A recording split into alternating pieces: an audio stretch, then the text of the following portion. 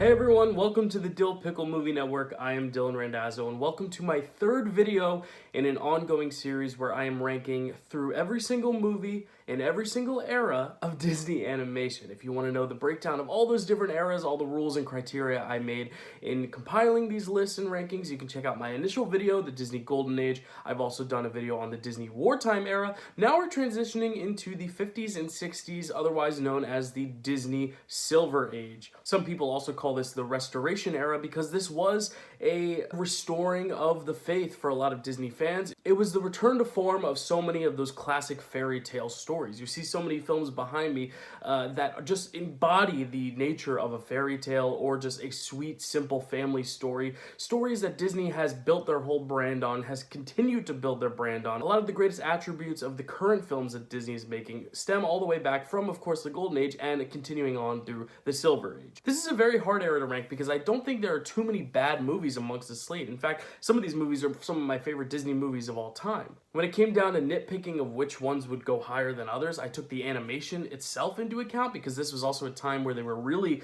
taking a leap forward in the processes in making a lot of the animation for these films, a lot of the drawings, a lot of the rotoscoping, all that jazz. So I definitely looked at the quality of the animation, and then I looked at the stories themselves, how much they make me feel this sense of hope and wonder and charm and love, and which films just don't necessarily impact me as much as the others. It was very hard to narrow it down, but I've tried to do my best. So without further ado, let's rank these movies. Starting at number 8, we have The Sword in the Stone. This is the Disney movie of this era that I just don't go back to as much because I find the characters, while they are charming in certain bits and pieces of the film, I just don't find them overall as likable as some of the other characters, as memorable as some of the other characters seen across all these other films. I think the villain especially is rather weak. The film is basically an origin story for the King Arthur story. It's all about how this young boy really transformed into this more noble person, gaining confidence and learning these valuable life lessons. One of the most jarring things about Sword in the Stone, though, is that the lead character of Wart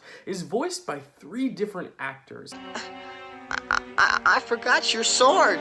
Forgot my sword? Ricky Sorensen, Richard Reitherman, and Robert Reitherman. And I will say, yes, 2 of those actors are related, but I think even if you're related, doesn't necessarily mean you sound like your sibling. I think about me and my brother, and I sound nothing like my brother sounds nothing like me. Some people may say otherwise. I don't think so. My family doesn't think so. So it would be like if me and my brother were cast for the same role. It's going to sound just so different between scenes, and it can be jarring considering Wart is the same age through this film. This film doesn't take place over the course of a long span of time. It's over the course of a few days, and yet each scene is a different voice actor, and it just seems so weird. It makes the film just feel so inconsistent. I don't think the comedy is that strong. Merlin is a charming enough character, but not enough to make a huge presence like some of the side characters in these films and other films of other eras do. I think the actual level of fantasy is, mediocre. I don't think this goes above and beyond in a lot of its fantastical elements. All in all, this is a bit of a dud, and I talked about earlier when making this list and looking at the criteria, a lot of it had to stem from the animation itself, and I think the animation itself here is also very subpar. I think the drawing just has an amateurish look to it that just pales in comparison to all these films. I think all these films look so much better than Sword in the Stone does in animation, and I think it's because this was at the tail end of this era. This was nearing Disney's passing, but also this was when Disney was so heavily involved in other projects that Sword in the Stone kind of got thrown by the wayside, and I think it shows. I think it shows in the animation quality, I think it shows in the story quality, and I think for Disney, mediocrity is way in the past. The wartime era has gone on. We are now in the silver era where all the other movies, I will say, are somewhere between above average to excellency. So I think the Sword in the Stone, because it is settling for such mediocrity, it does land lower on this list. Oh, and if I didn't bring up the Sword in the Stone, it's because it doesn't show up to the last few minutes of the movie. Better leave it alone. Look, he's got to have a sword. Moving on to number 7 is The Jungle Book. Now, The Jungle Book is a very interesting case because this movie actually came out following Disney's passing, but it was the last full-length film to be completely overseen by Walt Disney through the whole creative process. And I think that kind of comes with a bittersweetness, a bitterness in the fact that this is Disney's last film, and, there's a sorrow that comes with that, and a sweetness in the fact that it is a reminder of his effect and his impact on all these films. But I lean a little bit more toward the bitter side at times because I also think for Disney's swan song, this could have been a lot stronger. I really like a lot of the characters of the Jungle Book. I think the songs are charming, the overall atmosphere, the mood. It's a very fun film to live in, but I don't find the plot to be all that engaging. Actually, I think the plot itself is a little bit absent in general. I don't think there's a really coherent plot to be found in this film. It's just Mowgli experiencing these different ways of the jungle, befriending certain animals, having to steer clear of other animals. It's about the theme of embracing who you are and deciding where you fit in and what it means to be someone who is essentially this fish out of water. I get the themes it's trying to convey, but it doesn't really follow a consistent storyline to where I just was a little disengaged watching it, and I always find myself a little underwhelmed every time I watch it. Now, like I said with Sword in the Stone, Sword in the Stone is leagues below, I think, all these other 7 films. Like, I still think Jungle Book is a very good film. It's just in this crop of films, it's one I go back to the least because I think the other stories above it on this list are more engaging, despite loving a lot of the elements of this film. I Want to Be Like You is one of the most addicting songs in this whole Disney canon. I want to be like you. I listen to it and I just want to keep listening to it, snapping my fingers to the Louis Prima vocals. I really love the voice acting from all the cast across the board. Bare Necessities, a nice charming song. For the bare necessities, the simple bare necessity. The Elephant March, a very memorable earworm as well. Again, there are a lot of great elements in the Jungle Book, and I do have a sweet fondness for it because it is Disney's last film that he got to make before he passed away. But I do think the cons slightly outweigh the pros when making this list and constructing this ranking. I like being a bear. That's my boy. At number 6, we have Alice in Wonderland. Whereas I think Jungle Book has a little bit of a lack of story, I think Alice in Wonderland almost tackles a little too much story. And with these films being as short as they are, Alice in Wonderland, it seems like so much is jammed into such a tight, small 80-minute film. I don't think it's even 80 minutes. I think it's a little shorter. It's 75 minutes. I just fact-checked it. So 75 minutes for all these plots, all these characters, it's almost just overwhelming to the point where honestly I wish it was longer. I wish there was a little bit more time to breathe, which is the total opposite of the Jungle Book, where I feel like Jungle Book just kind of exists for its tone and for its vibe and less for its story. Here I feel like it's all story, all 100% of the time, 100 miles per hour, and I wish there was time to just kind of breathe with these characters and just allow for some story beats and allow for a little more growth of character. I do find Alice in Wonderland incredibly charming though. Of course, the songs are delightful as well. This film actually has the most songs of any film in the Disney canon. And I didn't think it did at first, but looking through, there are a lot of songs in this thing, and I think this goes back to my overall criticism of the film being that because it is so much film packed into such little time, I feel like some of the songs aren't as memorable because these characters come and go so quickly. And I get there's a manic nature to it. I mean, the White Rabbit, his whole thing is that he's late, he's rushing, he's got to get to where he needs to be on time, and everything's rushing and rushing and rushing.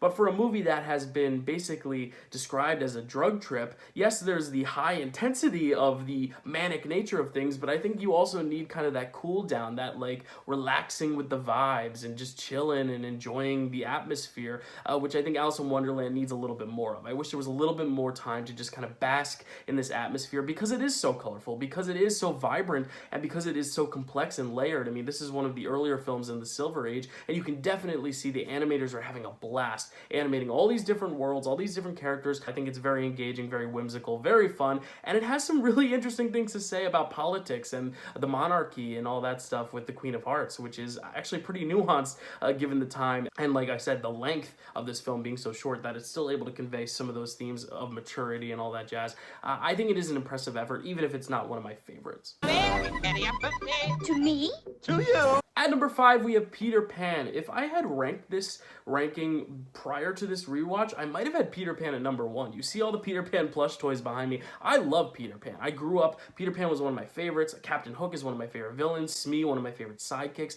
I mean, Peter Pan just fills me with such a sense of childlike wonder. I mean, that's the whole point, is that these kids are escaping to Neverland. It's where they can live young forever. I love what the film has to say about its themes of growing up and how some kids are almost in a rush to grow up too fast, and some kids don't want to grow up at all, and trying to create that real balance, seeing Wendy's character and Peter and how they interact with one another, how Wendy in Neverland kind of becomes this motherly role, but then also gets to embrace her younger side through Peter Pan and through this journey to Neverland. I really enjoy the themes here, and I think that's what I grasped onto as a young person watching this film so much, was that sense of wonder, but also that very nuanced lens of looking at growing up and a maturity that I just really was spellbound by when I was a kid. and so many people are still spellbound by. It's the nature of the story itself. But unfortunately, so much of the film is centered around the really, really terrible stereotype against Native Americans that it was almost hard to overlook. And I understand it's from a different era. You know, at the time, this was more accepted. I understand that, but at the same time, as someone who's looking at it with a modern lens, sitting and watching What Makes the Red Man Red, it makes me uncomfortable.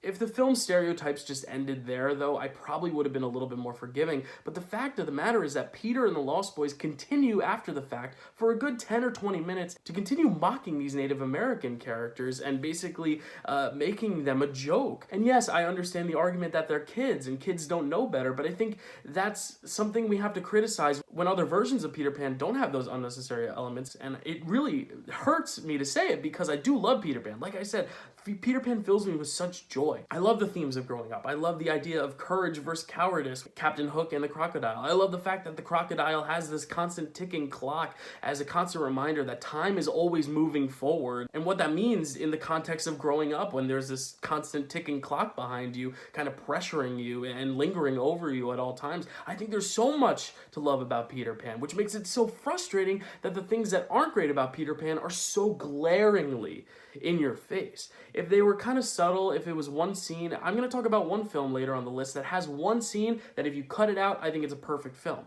But again, these little scenes and moments, they do add up to where, you know, sometimes they're excusable, sometimes you can look past them and say, well, but the rest of the film is great. Here, a lot of the film is bogged down by stereotype. I do really like the movie. I love the story itself. I do think that actually the 2003 version of Peter Pan, the live action version, is a much more palatable version of the story. And I think when we talk about remaking films, all these Disney remakes, a lot of these Disney remakes are called unnecessary because they're basically just creating these films shot for shot, just in a live action lens. But I think Peter Pan is one of those films that can actually benefit from a live action retelling, because then you can get rid of all the stereotypes while still honing in on those themes of maturity and growing up and all that jazz, and delivering some great comedy from Captain Hook and Mr. Smee, and still having dazzling visuals with Neverland that look awesome in live action. I think this is one of the films that I think caters itself perfectly to a live action remake, because it has elements that really bog it down that if they were omitted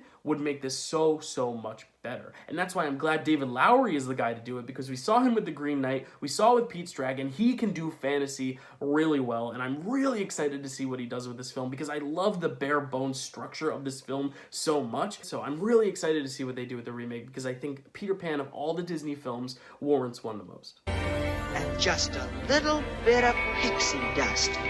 Here we go! Moving on to number 4, we have 101 Dalmatians. This is a film I never really watched much as a kid. I don't know why. Maybe because it doesn't have a ton of songs and I was much more driven to the more musical forward films in the Disney canon. But I found myself really enjoying this on a rewatch. I really love the lackadaisical nature of the opening hour of the film. Like I said with Jungle Book, I think there's something nice about just being able to sit and vibe with these characters and just enjoy the atmosphere. And while Jungle Book, I think the narrative is missing, here I think the narrative is actually present. There's a really great love story in these first few minutes of Pongo, who's seeking companionship, Roger, who's seeking companionship. I love how Roger is the pet in this circumstance because we're looking at it from Pongo's point of view. But I love this little meet cute between Pongo and Perdita, and extensively to Roger and Anita. Just the way they meet, it's such a charming start of a love story, and I love watching them build their family together. It's not the most action-packed story, but it's just so pleasant to see these characters that are very relatable, very nice, very quirky, very fun. One of them is a musician who plays piano. That's someone who speaks kind of closely to what I'm interested in my personal hobbies and career choices. But to just see them hanging out in their London flat, singing songs together, when all the puppies are born, seeing them all watch TV and interact with one another, and just be this fun, complex family. And then, of course, we have to talk about Cruella de Vil, because Cruella de Vil drives the much bigger, more action-packed plot of this story in the kidnapping of these puppies, and then, of course, going on to Perdita and Pongo having to rescue their puppies. And I really do find this half of the story to be really fun. It's very engaging, it's very action-packed. It tries to deliver much more on the entertainment that the first half was not necessarily chock full of. But me personally, just the type of viewer I am, I'm actually more entertained by the dogs just sitting around watching TV, having a pleasant time in their London flat, than I am with all this rescue hijinks of the kidnapping and trying to save them. I think Cruella is a great villain. It could be argued that she's the most diabolical of any Disney villain ever, and she doesn't have to strive to those heights of turning into giant snakes or genies or having a hook for a hand. You know, she can just exist as her own devilish self, and I think that's what makes her a really compelling villain. It's just that I find the second half of the story, the more action-packed side of the story, just not as engaging as the first, and I think that's just my own taste as a viewer and what I like to see in these movies. And I think you have to be in the right mood for either half of this movie. I was in the right mood for the first half when I watched this, not as much the second half, but I think both halves are charming, both are fun, filled with great characters once again. The characters in this slate are just so good, these crop of films. It is a delightful film, especially for dog lovers out there. I like it a lot. Moving on to number 3, we have Sleeping Beauty. My number 3 and my number 2 were very, very close. They were almost neck and neck. I think Sleeping Beauty actually takes a lot of the flaws that I have with my number 2 film, which I'll talk about in a sec, and improves them and makes them a strength for this film. I think the prince character in particular, the prince is given a voice, and we talked about with the Golden Age with Snow White, the prince is almost a non-entity. And yes, you need the prince to wake Snow White up at the end of that story, but otherwise, the prince is pretty much useless in that movie. Here, yes, he has to be the one to wake up Aurora from her slumber, but I also think he has something to do in the narrative. He actually has a character arc. He is the one who fights the dragon at the end. Speaking of the dragon, I think the villain here is super strong. It's Maleficent. Again, following Captain Hook and Cruella de Vil. I mean, this is a great trifecta of villains amongst this slate. I think Maleficent is one of the most malevolent of all the villains. I think she's very scary. I mean, she has this presence that even as a full-grown man, I sometimes get the shivers when I see her first appear with her staff and her silhouette amongst that green light at the birthday ceremony. I really, really like her presence in this film.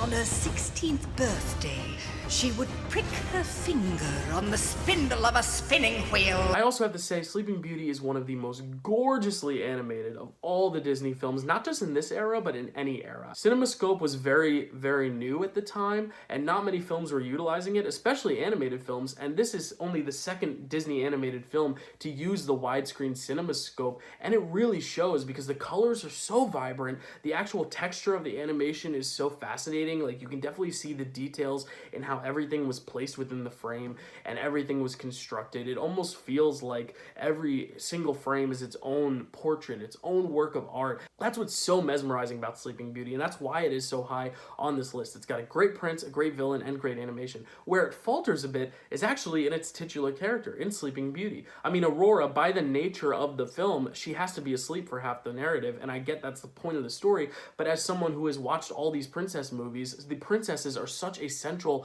focus of all these films, and when your princess is asleep half the time, and even when she's on screen, she's given very minimal dialogue in favor of the villain Maleficent, in favor of the three fairies, Flora, Fauna, and Merryweather, who are very delightful. They have such a great chemistry between them. I love the fairies, but also I feel like Aurora kind of gets the short end of the stick because so many of the supporting characters are so great, because the animation is on full beast mode in terms of color and beauty and magic. I just think Aurora as a character could have been a little bit more fleshed out, given a little bit more to do in the first half, so when she is in her trance, when she does get her finger pricked in the spinning wheel and she is asleep for half the movie, you know, we can really feel those stakes even greater, because I feel like sometimes I'm watching this and this is more a movie about the three fairies and their journey as these guardian figures to Aurora than it is about Aurora herself. And if that's the lens you want to watch this movie, great. I think it's a great lens to watch it because they are such great characters, but as a film that is a princess film with Sleeping Beauty in the title, I wish there was a little bit more of agency for her character herself. Which segues us to our number 2 film being Cinderella, and this is actually a great one to talk about in comparison to Sleeping Beauty because, like I said, I think Sleeping Beauty takes a lot of the flaws of Cinderella and makes them better, in the fact that I think Cinderella's Prince Charming is an utter dud. I don't think he even has more than 5 lines of dialogue. He is such a boring, bland character that, again, he needs to be there for the plot, but if you remove him, you're not really losing too much in this story. I also think Lady Tremaine, she's a great villain, but I don't think she necessarily strives to the biggest heights of some of these other villains we talked about, like Captain Hook, like Cruella de Vil, and of course like Maleficent, like I talked about. And the animation, I think the animation here is very good. It's much better than the wartime era, being that this is the first Silver Age film, but I don't think it's necessarily as stunning as Sleeping Beauty animated wise. But the reason I do put Cinderella slightly above Sleeping Beauty is because of what I talked about with Sleeping Beauty, in the fact that I think Cinderella herself is such a compelling character, especially in comparison to Aurora. She is given so much agency here to where I feel like it's mostly her movie. It's not all the supporting characters' movie. It is her movie first and foremost. I love what her character stands for, being this character who is kind of brushed aside by her sisters. This does talk a lot about class and the struggles, being someone who wants to strive for more but can't because she's restricted based on things that are beyond her control. I like that. I think she has a fighting spirit, but I think because she's a little less extroverted than some of the later princesses in the Renaissance era and even like Snow White, I do think some people just kind of shrug her off as one of the more forgettable princesses. But you have to remember, like, this is the film that brought Disney back. This was the film that like said, hey, we're out of this war now, let's start delivering on these fantasies, these fairy tales, let's bring back the magic that was lost, let's bring back the magic of that golden age. And this film does that in droves. It really does bring back so much of that magical charm that was lacking in the wartime era that we haven't seen since Snow White and Pinocchio and Fantasia, those early Disney films. This is the first of the Silver Age, and I think all these films that followed it wouldn't be there without Cinderella. I said the same for the Golden Age and Snow White. I think being the first of this era, you're really launching this brand into a whole nother era, a whole nother chapter, and I think that's something we have to commend Cinderella for. Sleeping Beauty looks better to the eye. It definitely improves on some elements here, like the prince, like the villain, but I think Cinderella just embodies romance and love and stars in the eyes better than any of these films I've talked about thus far, maybe better than any of the films that would come after it until the Renaissance. I really think Cinderella is such a charming film. I do think she is a very charming protagonist. I think she has a great journey here. I think she has great sidekicks. I love the little mice. I forgot just how much of this movie was the mice. They are a big majority of this film, but this film is a fairy tale through and through. It is the most classic of any of the films. It feels just the most pure. Some Disney films challenge me in ways that are exciting. They have very interesting things to say. That is amazing. Cinderella has those amazing things to say, but does it in just such a pure, simplistic bliss. And honestly, if I'm going to sit down and watch any of these films, this is going to be one of those I go to first because it is so beautiful, because it just embodies romance. It just embraces the charm, that copyright Disney magic that we hear about so much time and time again. It is the castle you see when you go to the Magic Kingdom in Disney World. There is a reason why this is the film, I think, next to maybe Peter Pan, that has been remade the most in so many different iterations. You have the Brandy version, you have the Lily James version, you have Hilary Duff's version, the Cinderella story. There's so many Cinderella versions, I think, because it is such an enduring tale, but I think Disney did it better than any of those iterations ever could. It is just a dazzling film, and one that I do think stands the test of time. But my number one film is Lady and the Tramp. Prior to this ranking, I don't know if it would have been this high because I always kind of brushed off Lady and the Tramp as like, it's just two dogs roaming around Italy. But just because a film has a simplistic story doesn't necessarily mean it doesn't have a story. I don't think this is Jungle Book where it's meandering. I think there is a congruent story here. I think there is actual thematic depth to this story, even if it's presented in a very simple manner. Lady is someone who is sheltered. She comes from a family who loves her, who cares about her. She meets this rough and tough tramp, this dog who lives on the streets, this dog who has a little bit of an edge to him, and you start to see how these opposites attract. You see Tramp really kind of embrace his emotional side and start to kind of see a softness within him, whereas Lady gets a little bit of an edge to her. You start to see her break out of her shell a little more, and I love that contrast, and the fact that they're dogs just makes it all the much cuter. I mean, I'm a dog fan. I talked about it with 101 Dalmatians. I love dogs, so that just heightens it even more. And it's set in Italy, and I'm Italian. I love the Italian flair. This is the night, it's a beautiful night. I love the song with the accordion in the moonlight where they're sharing spaghetti. It's a clip that's been played over and over and over again, but I think it's because it's so iconic, because it is such a magical movie moment. And yes, Cinderella, I said, was probably the most classic of all of these Disney magic stories, but I think this might be right up there with one of the most pure that Disney's ever made. I really like hangout movies. I think this is essentially Disney's version of a hangout movie. This almost feels like a similar vein to Before Sunrise, one of my favorite hangout movies of all time. Richard Linklater is a master of hangout movies, and Before Sunrise is just these two people getting to know each other over the course of one night and just sharing all these experiences, these great conversations, and just falling in love before sunrise. And this is another case where it's these two souls, both seem lost in their own ways. They're both found with one another. They both create this beautiful harmony with one another. The beautiful atmosphere of Italy. I mean, I haven't even talked about the animation, and when I talked about Sleeping Beauty, I talked about CinemaScope. This is actually the first animated film filmed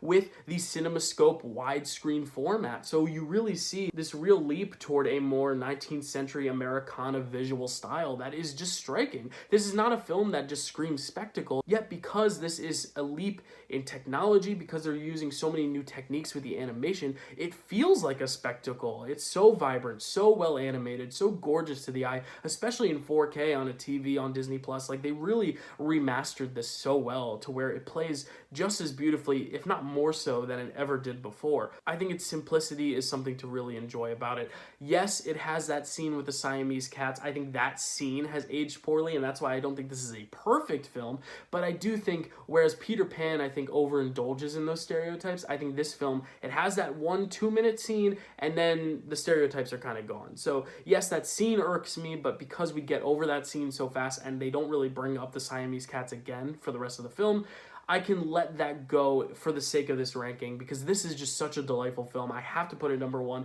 It's a film that moved me the most when I watched it for this video, and the film I find myself most drawn to when I'm thinking about these films in retrospect. On this lovely